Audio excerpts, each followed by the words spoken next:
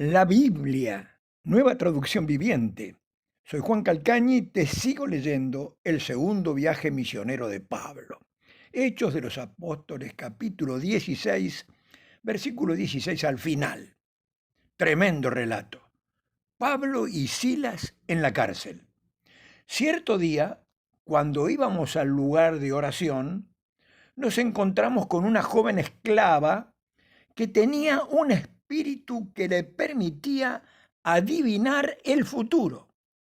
Por medio de la adivinación ganaba mucho dinero para sus amos. Ella seguía a Pablo y también al resto de nosotros, gritando: «Estos hombres son siervos del Dios Altísimo y han venido para decirles cómo ser salvos». Tenía espíritu de adivinación. Esto mismo sucedió día tras día hasta que Pablo se exasperó de tal manera que se dio la vuelta y le dijo al demonio que estaba dentro de la joven: «Te ordeno en el nombre de Jesucristo que salgas de ella». Y al instante el demonio la dejó. Las esperanzas de sus amos de hacerse ricos ahora quedaron destruidas, así que agarraron a Pablo y a Silas y los arrastraron hasta la plaza del mercado ante las autoridades. «Toda la ciudad está alborotada a causa de estos judíos», les gritaron a los funcionarios de la ciudad. «Enseñan costumbres que nosotros los romanos no podemos practicar porque son ilegales». Enseguida se formó una turba contra Pablo y Silas, y los funcionarios de la ciudad ordenaron que les quitaran la ropa y los golpearan con varas de madera. Los golpearon severamente y después los metieron en la cárcel. Le ordenaron al carcelero que se asegurara de que no escaparan. Así que el carcelero los puso en el calabozo de más adentro y les sujetó los pies en el cepo. Alrededor de la medianoche, Pablo y Silas estaban orando y cantando himnos a Dios, y los demás prisioneros escuchaban. De repente hubo un gran terremoto y la cárcel se sacudió hasta sus cimientos.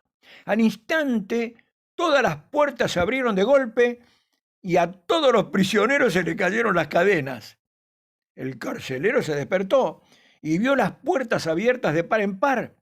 Dio por sentado que los prisioneros habían escapado, por lo que sacó su espada para matarse. Pero Pablo le gritó: «Detente, no te mates, estamos todos aquí». El carcelero pidió una luz y corrió al calabozo y cayó temblando ante Pablo y Silas. Después los sacó y les preguntó: «Señores, ¿qué debo hacer para ser salvo?».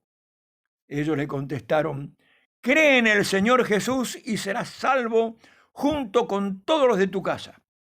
Y le presentaron la palabra del Señor tanto a él como a todos los que vivían en su casa.